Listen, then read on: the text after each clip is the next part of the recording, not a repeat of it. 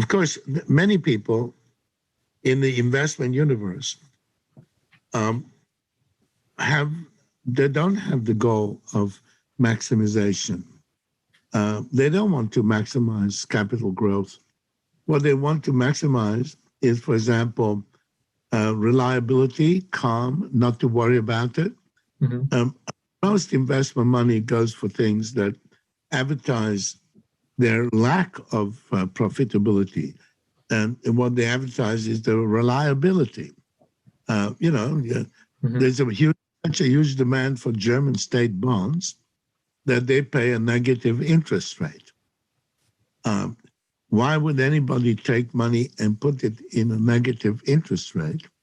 That, of course, is a different set of questions.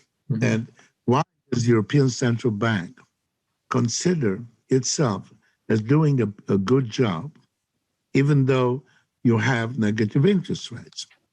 I mean, negative interest rates, if you are flying in an aircraft, which is in the process of going backwards, you ought to ask yourself questions whether you are such a good pilot, because if you go to Frankfurt, Germany, you might go through the entire city and run across, dancers and taxi drivers, professors, fishermen, whatever they are. The only people who are sure, 100% sure, that they're doing a perfect job are the employees of the European Central Bank. The managers, the people who run it. They think they are the world's the best central bankers in human history since the Stone Age. And then when you ask them questions like, what does it mean, negative interest rates? What does that mean, negative interest rate? What does it mean if you take Lufthansa Airlines and you take off, and after 6 hours with some turbulence, you land at the airport where you took off? And accept that before you can deboard the plane, you have to buy a ticket. Okay. Now, if Lufthansa was operating like European Central Bank, I wouldn't get far. Yeah. So when such institutions are able to function this way, and everybody nods and so on and so forth, it means that there is a systemic issue, something that is systemic and underlying the entire thing.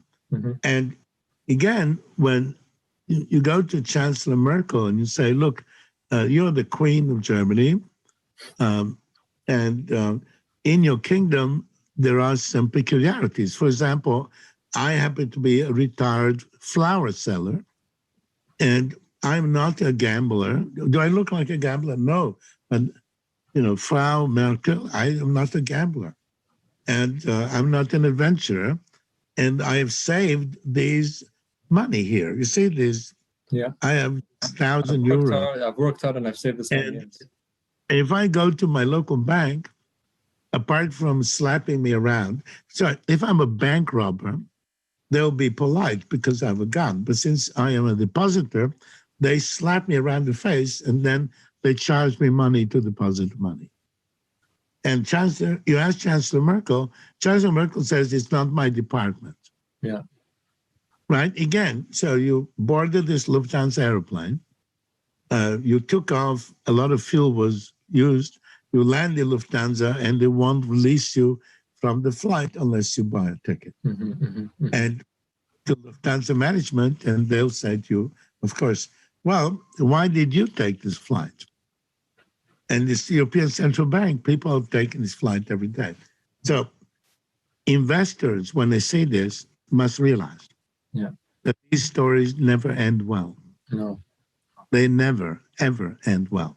There is somebody already used it very correctly as a title of a book, which is "This Time is Different." Yeah. This time is different. You go up to them and you say, "You Central Bank, you're all mad. You have to create an inflationary situation where prices start rising and where people rush to the bank to invest, deposit the money, because otherwise it will lose value for inflation." You have to do all that kind of stuff.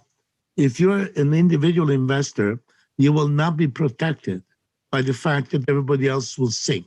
Mm-hmm. Don't board that flight. Yeah. Okay. You'll go much further by taking a bicycle.